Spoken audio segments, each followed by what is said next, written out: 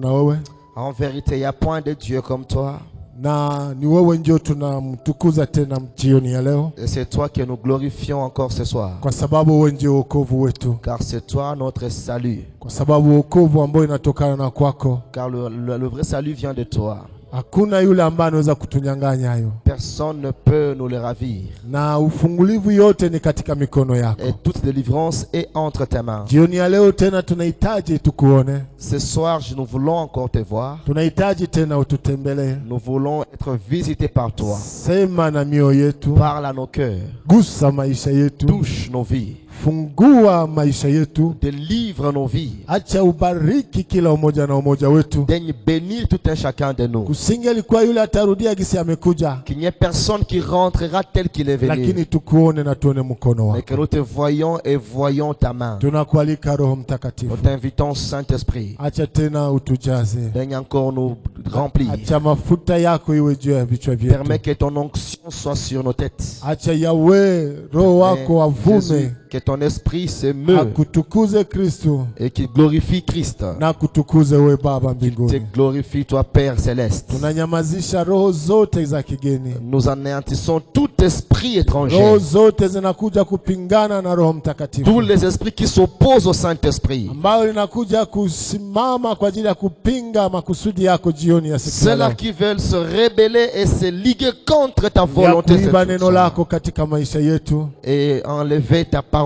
dans nos yale ya kutuletea usingisi na michoko. Cela qui importe, qui nous amène Jésus-Christ, le sommeil et la fatigue. Lakini acha roho wako ajizirishe. Permets que ton esprit se manifeste. Tangia mwanzo mpaka mwisho ya ibada yetu. Depuis le début jusqu'à la fin de notre siku hizi ambazo tuko mbele zako. Et pendant ces jours que nous serons devant toi. Katika jina la Yesu. Au nom de Jésus. Tunaomba na kushukuru. Nous prions et rendons grâce. Amen. Amen. Amen. Amen. Tunasoma neno la Mungu tuwe wima. Nous lisons la parole, nous sommes debout. Kwa wale ambao hawakuwa na sisi tulisoma jana katika kitabu kia Waamuzi. Pour ceux-là qui n'étaient pas avec nous, nous avons lu hier dans le livre des Juges. Sura ya 8, chapitre 8. Mstari wa kwanza, le premier verset mpaka wa 4 jusqu'au 4e verset. Tulisoma pia Yoeli sura ya 3. Nous avons aussi lu Joël chapitre 3. Mstari wa 10. Le verset 10. Na tukasoma pia Hesabu 33. Et nous avons lu Nombre 33. Mstari wa 55 mpaka 56. Jusqu'à 56. Leo tutasoma tu ile Waamuzi. Mais aujourd'hui nous allons juste lire Juges sura ya 8 chapitre 8. Na mstari wa kwanza hadi 4. Le premier verset jusqu'au verset 4. Na yale ingine itakuwa katika tafsiri. Et les restes, nous serons en train de les ramener dans l'interprétation. Tunasoma kwa jina la Yesu. Nous lisons au nom de Jésus. Watu wa Efraimu wakamwambia, kwa nini ulitutenda hivi na au kutuita wakati ulipokwenda kupigana na Wamidiani? Wakamgombeza kwa nguvu, akawaambia, nimefanya sasa nini kama nyinyi mlivyofanya? Mabaki ya zabihu za Efraimu si vema kuliko mavuno ya Abiemezeri. Mungu ametia kwa mikono yenu wakubwa wa Midiani, Orebu na Zebu.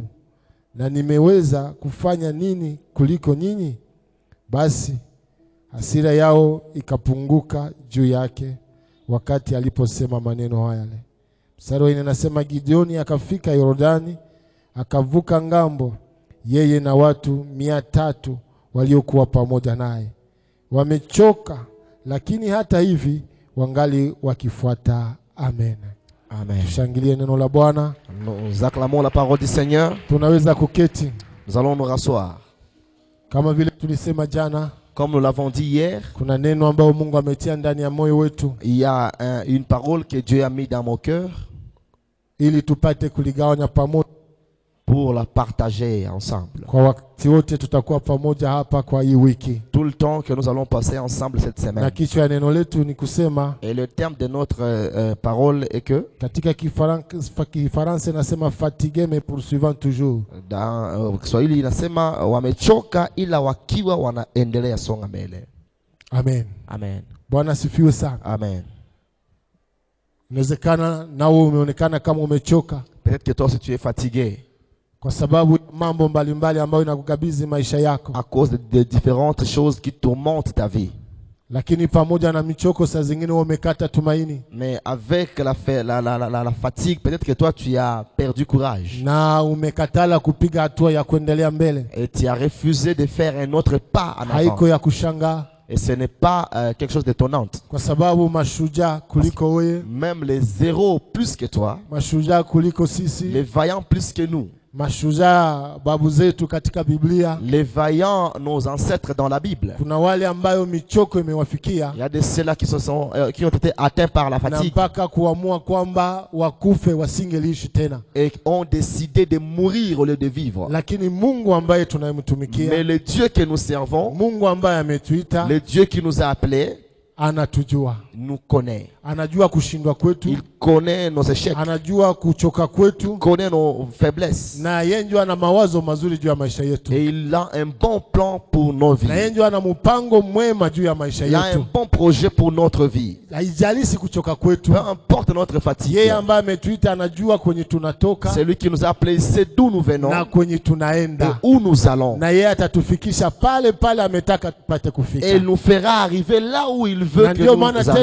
Wiki ameleta hii neno kwa ajili yako. C'est pourquoi cette semaine nous amène encore cette parole. Ameleta hii neno kwa ajili yangu. Il amène cette parole pour moi et pour toi. Kwa sababu inawezekana tunazingirwa na mazingira ambayo imetuchosha sana. Car peut-être que nous sommes environnés par l'environnement qui nous fatigue. Hata kupiga hatua moja zaidi katika maisha yetu.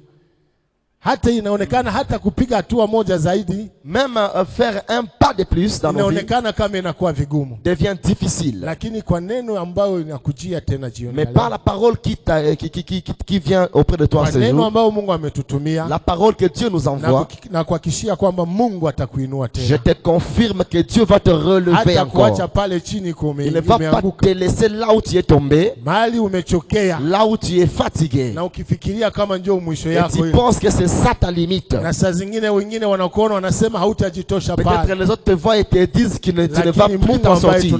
Mais le Dieu que nous servons va nous relever et nous poursuivrons notre chemin. Car la Bible dit, là où nos forces se limitent, c'est là que ces forces commencent. Tu es arrivé à la fin de ta force. Tu es arrivé au bout de tes pensées.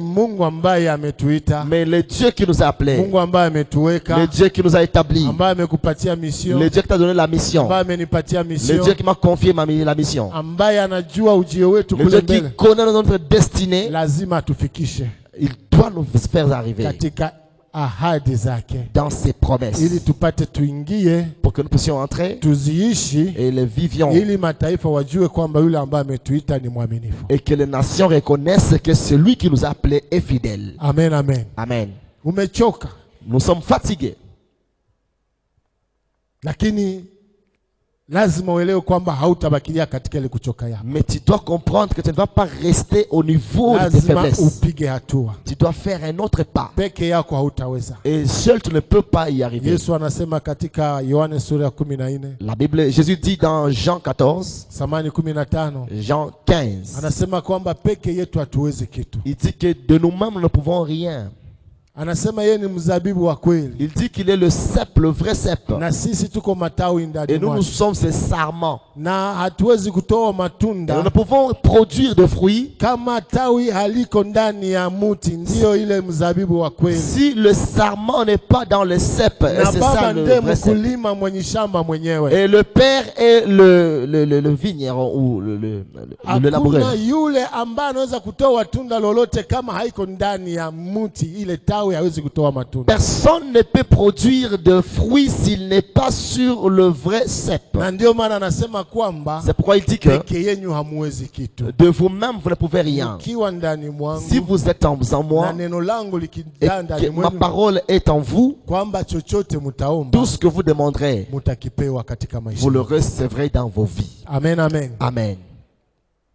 Jana tumezungumza kuhusu mchoko. Hier nous avons parlé de la fatigue. Hatutarudia yale yote. Nous n'allons pas y retourner. Lakini tulisema mchoko nous avons dit que la fatigue ni kupungukiwa na nguvu ama uwezo fulani. C'est être dépourvu d'une certaine force. Na hauwezi kuwa na resistance mbele ya kila kitu chochote kile. Et l'on ne peut pas avoir la résistance devant quoi que ce soit. Mchoko ambao tunaisikia ndani ya mwili. Et la fatigue que nous ressentons dans le cœur, dans le corps. Na hata maana nyingine michoko inakuja hata pia ya kiroho. Et il y a d'autres fatigues qui sont spirituelles. Lakini lazima tuelewe kwamba nous devons comprendre que lazima tushinde ile kipindi ya kuchoka. Que nous devons vaincre l'étape de la fatigue. Jana niwaambia kwamba kuna mchoko ya kawaida. Je vous ai dit qu'il y a une fatigue normale. Ama mchoko mzuri, une bonne fatigue ambayo inatokana na kazi, qui provient du fruit du travail. Umefanya kazi, tu as travaillé, lazima uchoke, et tu dois être fatigué. Inakubidi kupumzika, il te faut te reposer, na kupata tena mambo ya kukupatia nguvu, et trouver encore de l'énergie ili upate kuendelea kazi kesho, pour continuer avec le travail demain. Lakini tukasema pia kwamba kuna mchoko ya mbaya. Nous avons dit qu'il y a une mauvaise fatigue. Hautumike, tu ne travailles pas, lakini unasikia kwamba unachoka, mais tu sens que tu es fatigué. Na michoko ya vile inatokana na njia mbalimbali. Et cette fatigue vient aussi de plusieurs voies. Inaweza kuwa uko mgonjwa pengine. Peut-être que tu es malade. Na ukijichunguza kama uko mgonjwa, si tu vérifies et tu trouves que tu es malade, lazima ujitunzishe. Tu dois te faire soigner. Na kisha kutunzwa, et une fois tu es soigné, utasikia kupokea nguvu. Tu recevras encore la force. Lakini kama uko mgonjwa, mais si tu es malade, na unasikia michoko, et tu te sens fatigué, ina shina yake. Ça a une origine. Iko na shina yayo. Ça a son origine. Na lazima kuigundua. Et tu dois découvrir. Ili upate kuiondoa. Pour l'enlever. Ili upate kuendelea mbele. Et que tu poursuives ta marche. Yule ambaye anatuletea michoko zaidi, et celui qui nous envoie les fatigues souvent, yule mtesi wetu shetani, c'est notre persécuteur, ambaye hawezi penda tuendelee, qui ne peut pas vouloir nous voir continuer, ambaye anatuchosha usiku na mchana, qui nous fatigue nuit et jour, kupitia mizigo mbalimbali, à travers différents fardeaux. Sijue mizigo ya zambi, c'est pas les fardeaux du péché. Unajua kwamba zambi inachosha. Vous savez que le péché fatigue. Mtu mwenye mzambi, quelqu'un qui est dans le péché, mtu ambaye analemewa na zambi, quelqu'un qui est envahi du péché. Nampenda Paulo. J'aime bien Paul. Katika Waroma sura yake ya 7. Dans Romains 7. Ambaye iko ananungunika kwa sababu ya zambi. C'est lamente au sujet du péché. Ambaye anasema kwamba ole kwangu. Et il dit malheur à moi. Kwa sababu mema ambayo niko natafuta niifanye. Car le bien que je cherche à faire, siifanye. Je ne le fais pas. Na mabaya ile ambayo sitaki kuifanya, et le mal que je ne veux pas faire, ndio yale inanilemea, inanisumbua. C'est ce qui m'envahit et qui m'amène à le faire. Lakini mwisho akagundua, mais à la fin il a découvert, akasema utukufu murudilie Bwana wetu Yesu Kristo. Gloire soit rendue à notre Seigneur Jésus. Kwa sababu yeye ameshinda. Car lui il a vaincu. Na yeye ndiye amemfungua kwa ile dhambi. Et c'est lui qui m'a délivré. Na wakati alijitoa kwa Yesu Kristo, lorsqu'il s'est donné à Jésus, wakati alipatia maisha yake yote Yesu Kristo, donné à Jésus son, wakati alileta mzigo wake kwa Yesu Kristo, son fardeau auprès de Jésus. Akasikia kuwa huru. Se sentit libéré. Na ndio maana Yesu anasema tukuje kwake sisi sote. C'est pourquoi Jésus dit que nous allions à lui nous tous. Ambao tunalemewa na mizigo mizito. Qui sommes chargés de lourds fardeaux. Na ataweza kutupumzisha. Et il va nous donner grâce. Kwa hiyo jioni ya leo tutaomba Mungu. Ce soir nous allons prier à Dieu. Atufungue na mizigo yote ambayo inaweza kutusumbua. De nous libérer de tout fardeau. Yale yote ambayo inafanya kwamba tuonekana kuchoka. Tout ce qui font à ce que nous soyons fatigués. Ambayo inaweza kufanya hata tusiweze kuendelea hata hatua moja katika maisha yetu. Qui peut faire à ce que nous ne puissions plus faire un autre pas dans nos vies. Katika kazi yako, dans ton travail, katika masomo, dans tes études, katika biashara, dans tes entreprises, hata katika huduma, et même dans le ministère.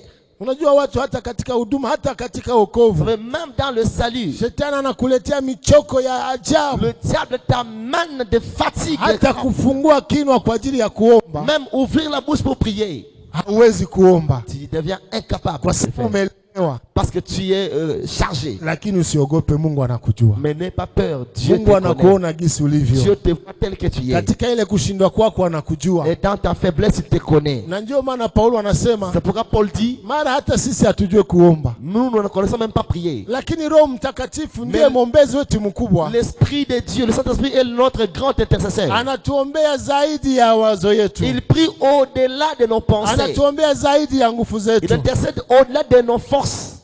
Et il fait parvenir correctement nos prières devant Dieu.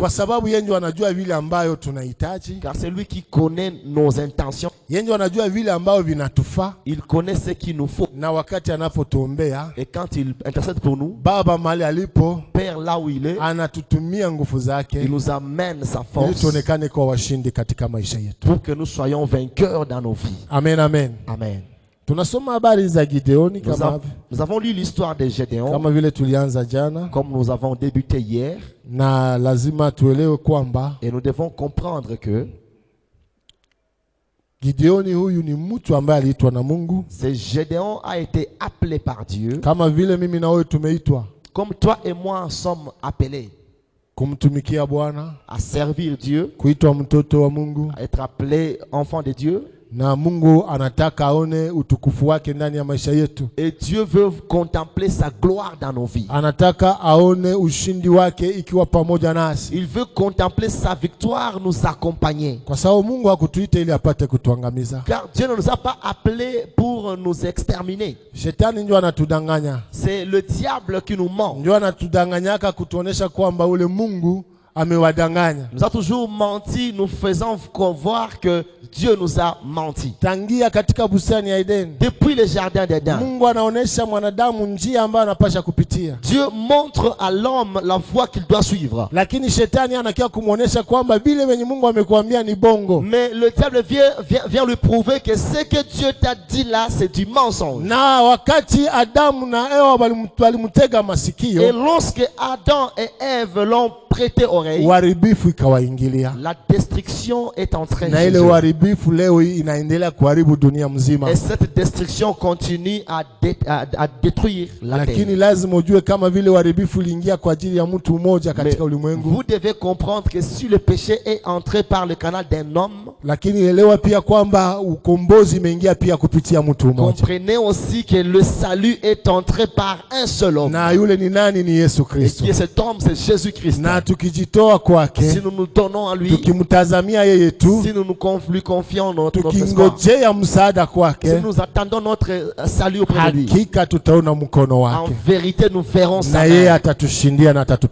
Et il nous accordera la victoire et il combattra pour nous. C'est Gédéon, Dieu l'a appelé afin qu'il aille libérer Israël de l'esclavage des Madian. Israël qui était tellement tourmenté par les Madian.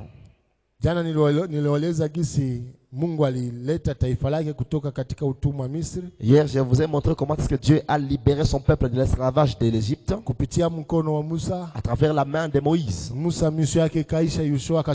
Et quand la mission de Moïse a pris fin, Josué a pris la relève. Et quand Josué aussi était mort, Dieu commençait à établir les juges sur son peuple.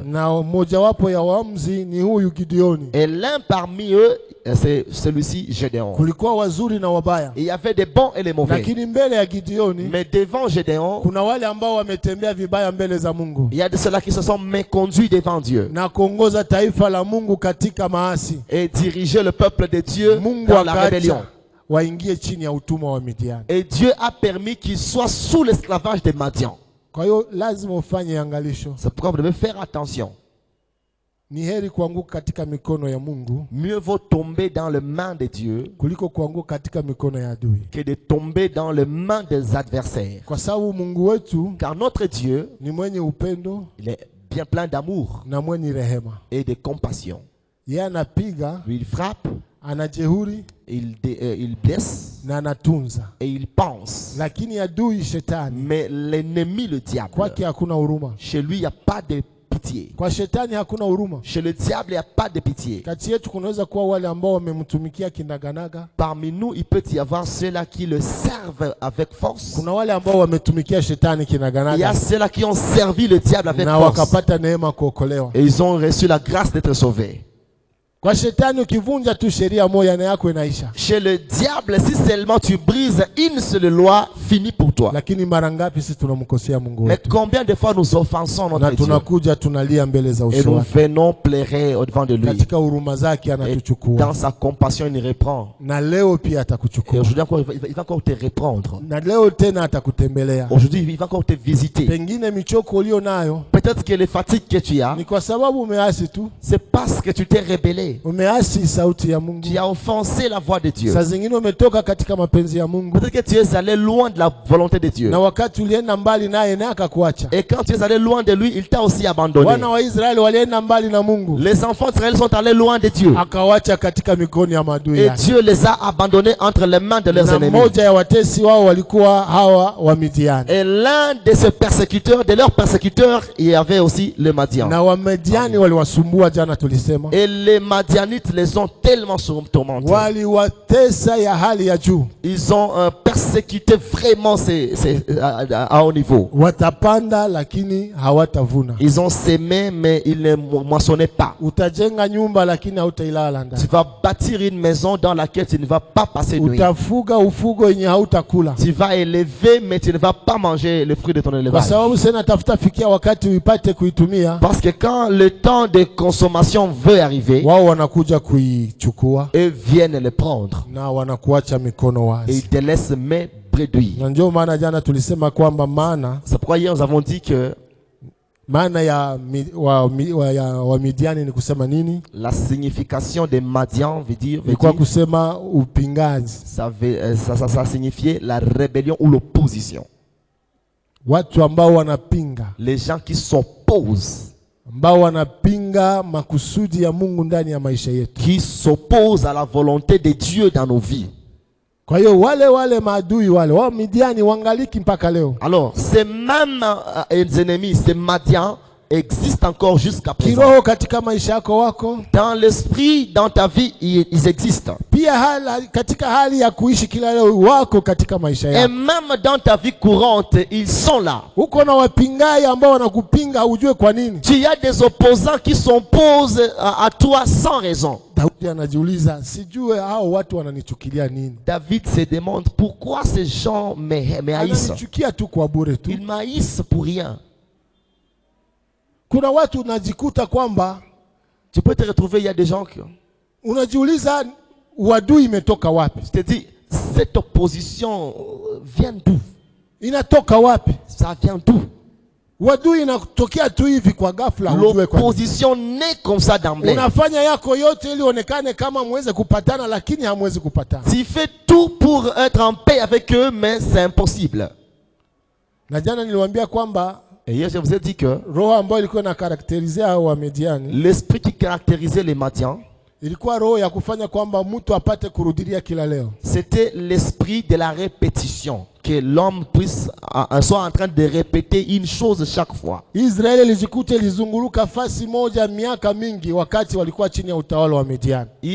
s'était retrouvé en train de faire un cercle vicieux pendant que c'était sous la domination des Madians. On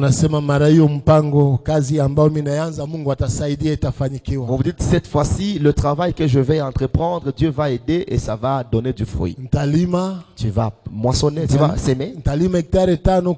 Tu vas cultiver 5-10 hectares. Et par la sueur de ton front, tu sèmes. Et tu penses qu'après la récolte, je peux faire scolariser mes enfants. Je peux me payer une parcelle. Je peux faire ça et ça. Pour que demain je fasse aussi un pas en avant. Mais cet esprit de Madian, quand il t'envahit, tu trouves que tu commences. Et à la fin, tu retournes au point de départ. Tu fournis des efforts dans les études. Mais cet esprit, lorsqu'il t'envahit, il te ramène toujours à la case de départ. Unafikiria kwamba maro minapata mchumba. Tu penses que maintenant je trouvais un fiancé ambaye anaokoka, qui est sauvé, ambaye anamuogopa Mungu, qui craint Dieu, ni mtumishi wa Mungu, c'est un serviteur de Dieu. Lakini kisha mwaka moja miaka mbili, mais après 1-2 ans, unakuta binakufa. Vous trouvez que le fiançailles se termine. Unakuwa obligé tena kuanzilia. Tu es obligé encore de recommencer. Mwaka kesho tena vile vile unarudia tena. L'année prochaine même chose. Hakuna namna utoke upate kuendelea. Il n'y a pas de moyen pour quitter et avancer. Unaingia mu buchuruzi useme nifanye hivi na hivi. Tu commences le commerce, tu te dis je vais faire ça et ça. Watu wanaona unaanza kuendelea mbele kidogo. Les gens voient que tu commences à avancer. Lakini mwisho wakati roho kama hizi na kuingilia. Mais à la fin lorsque tu es envahi par de tels esprits, tunakuta tena tunajiuliza huyu mbona alikuwa ishafikia fasi fulani. Et on se dit mais cet homme avait déjà fait des progrès. Hapana kuwaza kama ni kawaida. Ne pense pas que c'est normal. Kuna zile roho za upingazi ambazo zinakuandama. Il y a les esprits d'opposition qui t'envahissent. Ili usiendeleake mbele. Pour que tu ne puisses jamais avancer. Na zinakumaintenir katika hali ambayo usingiliweza kuendelea. Et ils te maintiennent à une position où tu ne peux pas avancer. Na wakati michoko inakukamata. Et quand tu es fatigué, unaanza sema basi unatosheka gisi ulivyo. Alors tu te contentes de ce que tu es. Unasema tutabakia hivi. Je te dis je vais rester ainsi. Basi tufanye nini? Qu'est-ce que nous pouvons faire? Lakini usingelisema maneno kama ile. Mais ne prononce jamais ces kumkimbilia yule ambaye lazima tumkimbilie yule ambaye ana uwezo ya kututoa mahali ambako tulimonekana kwamba tumeshindwa ili tupate kuendelea mbele. Et nous devons faire recours à celui qui a le pouvoir de nous retirer de là où nous étions comme ceux-là qui ont échoué et nous amener là où nous allons faire du progrès. Et lui là n'est personne d'autre. Il est le Seigneur des armées en qui nous croyons. Le Jésus-Christ qui s'est livré à la croix. Lisons Ésaïe 40. Ésaïe 40. Mstari wake wa 27 verset 27 mpaka 31 jusqu'au verset 31. Biblia inasema hivi. La Bible dit ceci. Kwa nini unasema Yakobo na kunena Israeli, njia yangu imefichwa kwa Bwana na hukumu yangu imepita toka Mungu wangu. Wewe haukujua, hukusikia ya kwamba Mungu wa milele, Bwana mwamba wa mwisho ya dunia, hazimii roho wala hachoki. Akili zake hazitafutikani. Anawapa nguvu wenye kuzimia roho, naye anaongezea uwezo yeye asiyekuwa na nguvu. Hata vijana watazimia roho na kuchoka, na wanaume vijana wataanguka. Lakini wao wanaongojea Bwana watapata nguvu mpya, watapanda juu ya mabawa kama tai, watapiga mbio na hawatachoka, watatembea wala hawatazimia roho. Amen. Amen. Bwana asifiwe sana. Amen. Bwana asifiwe sana. Amen. Hata watumishi watu wa Mungu katika agano la kale walipitia mambo ya michoko. Même les serviteurs de Dieu dans l'ancienne alliance ont traversé des moments de fatigue. Isaya naye alikuta Israeli nao inachoka. Esaïe a trouvé Israël fatigué. Paka wanaanza kusema jusqu'à ce qu'il disait na kunungunikia Mungu. Et il se lamentait contre Dieu.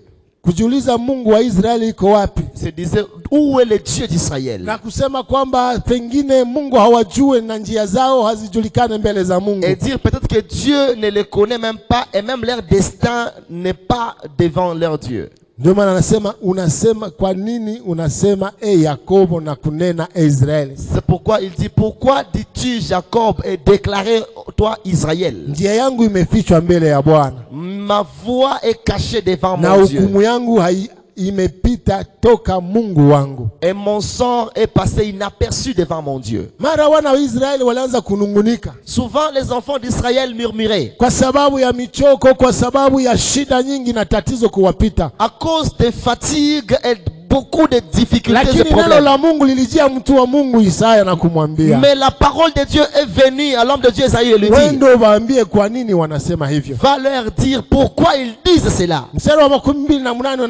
Et le verset 28 dit, toi, ne le sais-tu pas? N'as-tu pas entendu que le Dieu éternel, le créateur des extrémités de la terre, ne se fatigue pas et ne se lasse pas. Ses pensées sont insondables. 29 dit, il fortifie ceux-là qui se lassent et donne la force aux fatigués. Amen. Amen. D'où cherches-tu les secours? Ton aide, d'où la cherches-tu? Chez l'homme. Tu la cherches auprès des grands de ce temps, de ce monde. Je ne sais pas, tu la cherches auprès des riches de ce monde. Ou auprès des dirigeants de ce monde.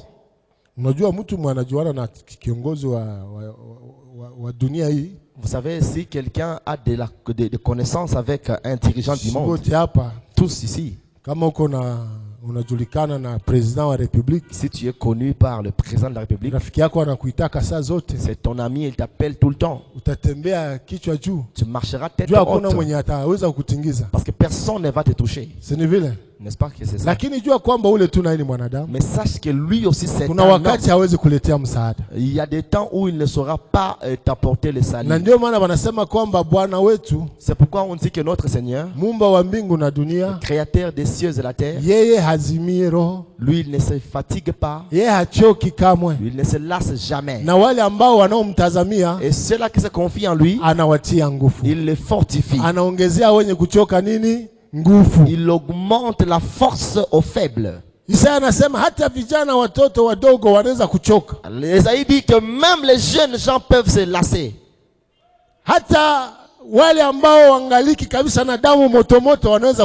Même ceux-là qui ont le sang chaud peuvent se fatiguer. Ils peuvent se fatiguer. Mais ceux-là qui se confient à l'Éternel ne se fatiguent jamais. La Bible dit qu'ils courent comme l'aigle. Ils prennent le vol comme l'aigle. Et ils poursuivent leur marche et atteindre des niveaux qu'ils ne peuvent jamais atteindre. Vous savez, si vous confiez en Dieu, il va t'étonner dans ta vie. Car tu atteindras des niveaux auxquels tu n'as jamais pensé. Tu verras des choses que tu ne pouvais jamais avoir. Il dit qu'il prend quelqu'un de la poussière et le fait asseoir avec les grands. Ça c'est le pouvoir de notre Dieu.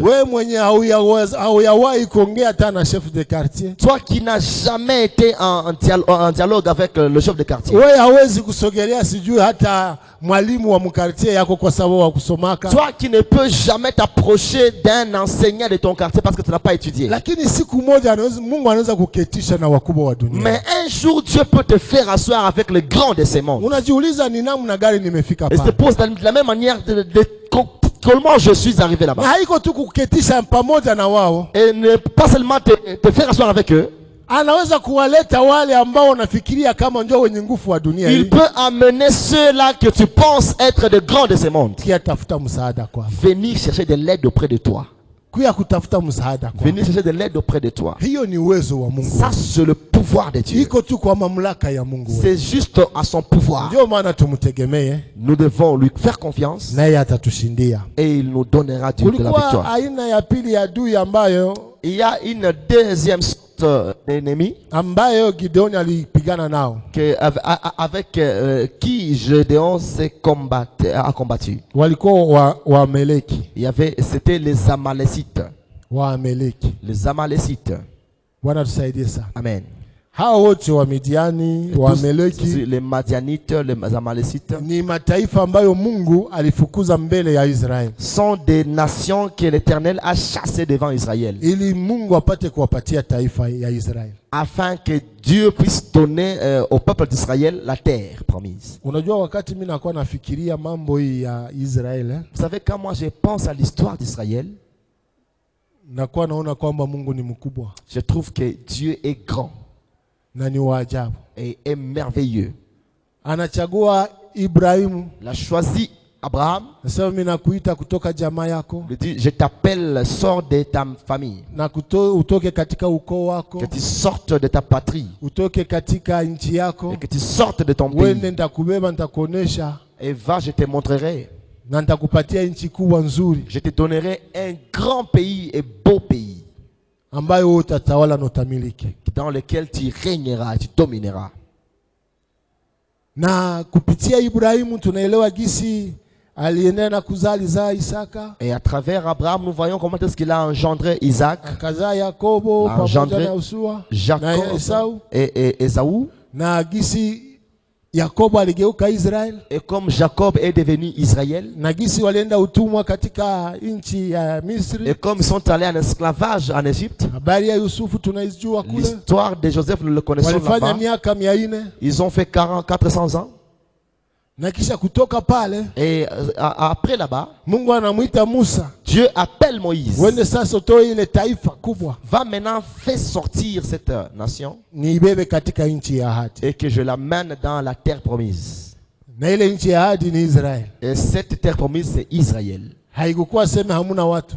Ce n'était pas que la terre, le pays était vide, non. Lakini mlikuwa watu. Il y avait des gens. Lakini Mungu anawaambia kwamba nitawapatia. Et Dieu leur dit je vais vous donner cette terre. Na ndio leo iko ile wadui iko kati ya Israeli na Palestina kama mnaelewa. Et c'est ça même le problème qu'il y a entre Israël et Palestine. Na leo hata nchi moja inasimama mbele ya Israeli. Aujourd'hui il y a aucun pays qui peut résister devant Israël. Hata Marekani leo haiwezi kusimama mbele ya Israeli. Même les États-Unis ne peuvent jamais faire face devant Israël. Kwa sababu Mungu amewapatia uwezo. Parce que Dieu leur avait donné le pouvoir.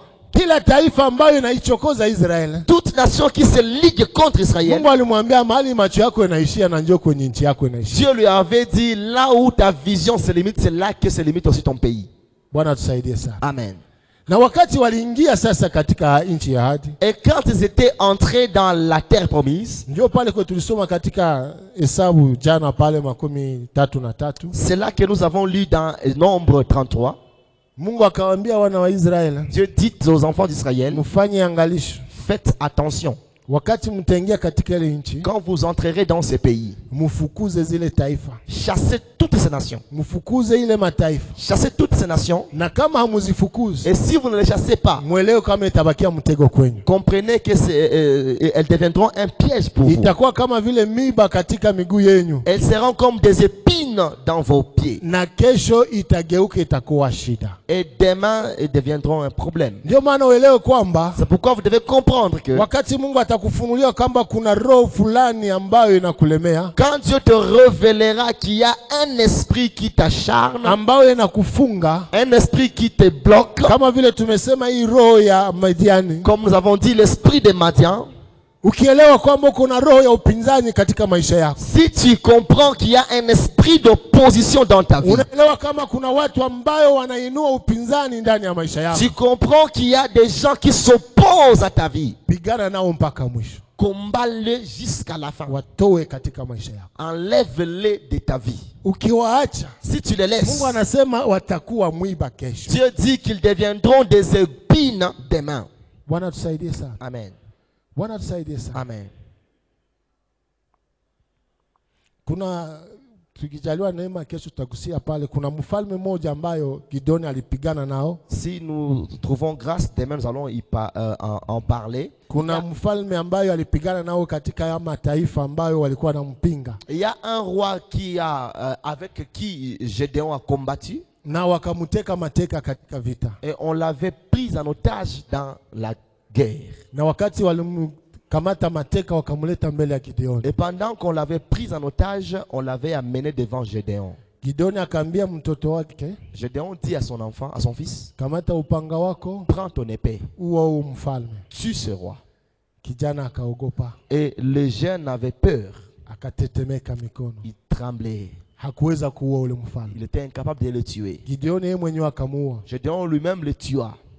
Na wakati alimuua, et quand il l'a tué, Biblia inasema kwamba ile wakati wakastarehe. La Bible dit que pendant ces temps-là, ils étaient dans la paix. Katika karibu miaka 40 Gideoni aliongoza taifa la Israeli lilikuwa katika amani. Et pendant environ 40 ans, Gédéon a dirigé le peuple d'Israël et ils étaient dans la paix. Na akakufa walikuwa katika amani. Et il est mort, ils étaient dans la tranquillité. Lakini wakati alikufa, mais après sa mort, mtoto ya ule mfalme, le fils de ce roi, mwenye ule kijana wa Gideoni alikatala kuua, celui dont le fils de Gédéon avait eu peur de tuer, alikia inukia tena Israël, est venu encore se lever contre Israël, na mpaka kuua mtoto wa Gideoni, jusqu'à tuer l'enfant de Gédéon. Kwa sababu mara nyingine alikatala kupigana vita na maadui wake. Pourquoi autrefois il a refusé de combattre ses ennemis, na gisi aliwatolere na walikuja nao kumwangamiza, et comme il les a tolérés, ils sont venus encore l'exterminer. Tusinge tolere maadui ama roho ambazo zinakuja tupinga katika maisha yetu. C'est pourquoi nous ne devons pas tolérer les ennemis ou les esprits qui viennent s'opposer à nous. Nous devons confirmer et être sûrs que nous les avons exterminés. Peut-être que c'est un péché, toi-même tu le sais. Tu sais la chose qui te fait reculer chaque jour. Qui fait à ce que tu ne fasses pas de bons pas dans la vie. Et toi tu les tolères. Mais sache que si tu continues à les tolérer dans ta vie, fin de fin, elles vont te détruire. Ces Amalécites walikuwa taifa ambayo waliita waflatere, watu wa kudanganya mtu. Était un peuple flatteur. Wanafanya kama vile viko pamoja na wewe. Ils font comme s'ils sont avec toi, japo haviko pamoja na wewe, alors qu'ils ne sont pas de ton côté. Banakia kuambia kama vitu viko mzuri. Ils viennent te dire que nous sommes d'accord, tout va bien, il n'y a pas de problème. Lakini kwa mwisho wakati utagundua, mais à la fin quand tu vas en découvrir, utagundua kama wewe ni mtu tu iko na kudanganya tu. Tu découvriras que c'est un flatteur qui te ment. Ili apate kudanganya, afin de te mentir. Na apate kupata vitu kutoka kwako. Et de recevoir de toi quelque chose. Na katika maisha ya leo nao kuna roho za vile ambao zinatukabisa. Et dans la vie courante, il y a de tels esprits qui nous caractérisent. Watu unakuta unawaza mko unatembea nao katika huduma. Tu vois des gens et tu penses que vous faites marche avec eux. Unatembea nao katika kazi mko unafanya. Tu marches avec eux dans le travail que vous faites. Kumbe iko pale juu kuprofiter. Alors qu'il est là juste pour te profiter. Iko tu pale tu kudistraire. Il est là pour te distraire. Na wale ambao wanakuwa kama hao watu wa Amaleki. Et ces gens qui sont comme Amalek, ni watu ambao wanaleta mablokage mara mingi katika maisha yetu. Sont des gens qui apportent des blocages dans nos vies. Ona mfano ya, regardez un de leurs exemples. Ya Paulo. L'exemple de Paul. Iko anatangaza habari njema. Qui est en train d'annoncer la bonne nouvelle. Anafika mahali fulani. Il arrive quelque part. Kunakuja mtu mmoja ambaye iko na pepo ya nyoka ya piton. Et il vient une personne remplie de l'esprit de Python. Na huyo mtu alikuwa na watu wake, alikuwa na bwana wake, alikuwa anamtumia kwa sababu alikuwa kama vile mlaguzi. Et cette personne avait son maître qui l'utilisait car elle était comme une voyante. Ambaye anaweza kuambia yote ya maisha yako. Elle pouvait te dire tout concernant ta vie. Ukikuja kwake anaweza kuambia kwamba uko napitia kipindi fulani. Si tu viens auprès de lui et te dit tu traverses tel moment. Unawaza kama ulipata msaada. Et tu penses que tu as trouvé du secours. Kumbi umekuja tena kuingiza mapepo tena zaidi ya kuweza kukubloquer katika maisha. Alors que tu viens encore augmenter d'autres esprits qui vont encore te bloquer dans la vie. Wakati waliona Paulo na ndugu wengine wako wanahubiri habari njema. Lorsqu'elle a vu Paul et d'autres frères en train de prêcher l'évangile. Wakajifunza namna gani wanaweza kuwaingilia. Ils ont essayé d'étudier comment est-ce qu'ils peuvent les infiltrer. Ule Et cette femme était partie derrière Paul en train de crier. Ces gens sont des hommes de Dieu. Ils sont des serviteurs de Dieu. Écoutez-les. Car ils vont vous montrer la voie qui mène au ciel. Mais Paul ressentit que l'esprit qui parlait n'était pas l'esprit de Dieu.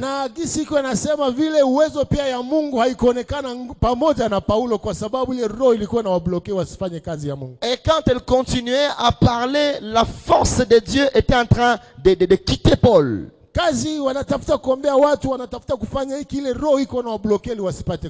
Il voulait prier pour les gens, il voulait faire l'œuvre de Dieu, mais cet esprit-là les bloquait afin qu'ils ne puissent pas progresser.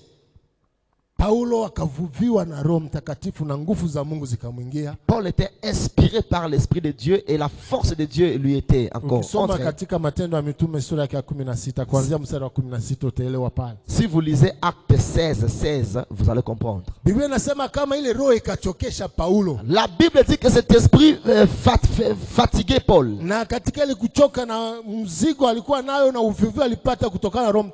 Et avec la fatigue et le fardeau qu'il avait venant du Saint-Esprit, avec force, il se retourna vers la femme et chassa le démon. Lorsqu'il a chassé, la Bible dit que cette femme était libérée. Quand elle était délivrée, la gloire revint à Dieu. Mais ses boss, ses maîtres étaient fâchés. Car ils se sont posé la question, comment nous allons trouver l'argent? Ils se sont opposés à Paul. Et ils l'ont traîné devant les sacrificateurs. Et même devant les juges. La Bible dit qu'ils ont été flagellés. Mais malgré qu'ils ont été frappés, ils n'étaient pas découragés. Ils savaient que le travail qu'ils sont venus accomplir, ils l'ont accompli. Car il y a quelqu'un qui était bloqué, mais par le pouvoir de Jésus-Christ, il a été délivré. Et les autres ont été délivrés. Pourquoi, si nous découvrons de tels esprits, nous devons prendre le courage et les chasser de nos vies. Que nous soyons délibérés de ces esprits.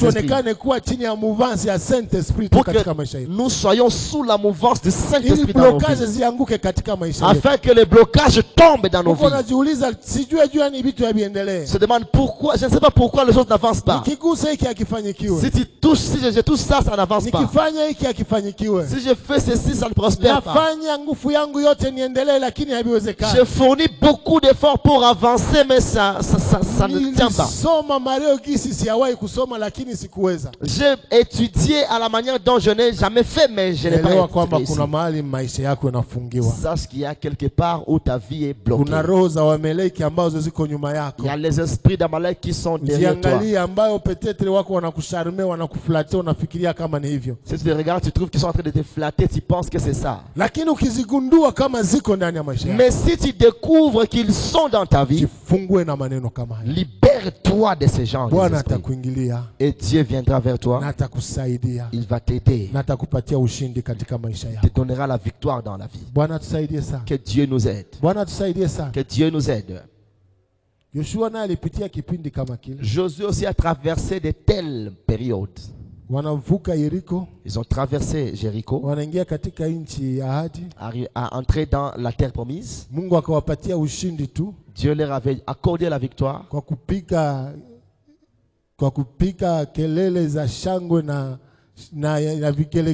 En poussant des cris de joie et des acclamations, la muraille de Jéricho était tombée.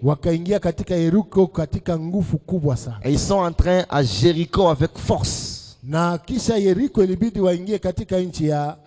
Et après Jéricho, il fallait qu'ils prennent la ville d'Aï. Lorsqu'il a envoyé des émissaires, et lorsqu'ils sont rentrés, ils lui ont dit, Seigneur, il n'est pas important d'amener tout le peuple à aller combattre. 2 ou 3 000 personnes suffisent. Que le reste se repose, nous autres nous allons combattre. Alors que parmi eux, il y avait des esprits menteurs, des gens menteurs, comme les Akan, qui lorsqu'ils sont arrivés au champ de bataille,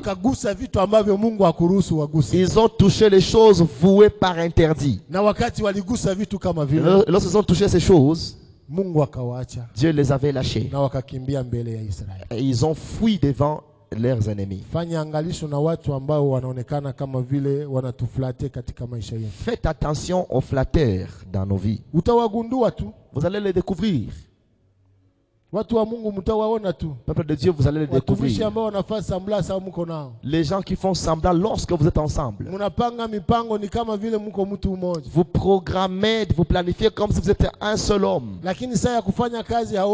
Mais pour réaliser maintenant le travail, vous ne voyez personne. Alors que dans des réunions, c'est lui qui a des longs français.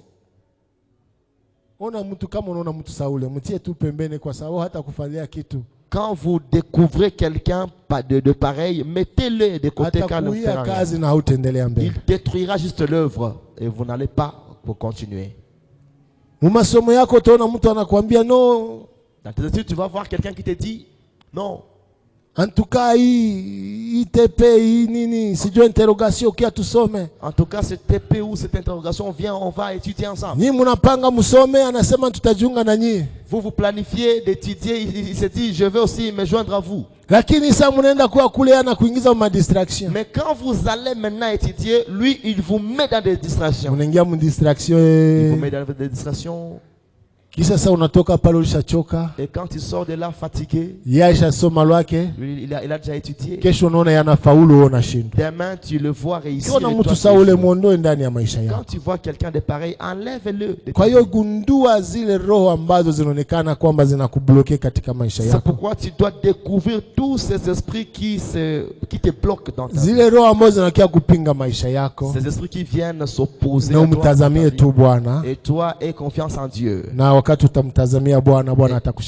Et quand tu auras recours à Dieu, l'Éternel te donnera la victoire. Nous allons prier pendant quelques minutes. Tu seras debout là où tu es.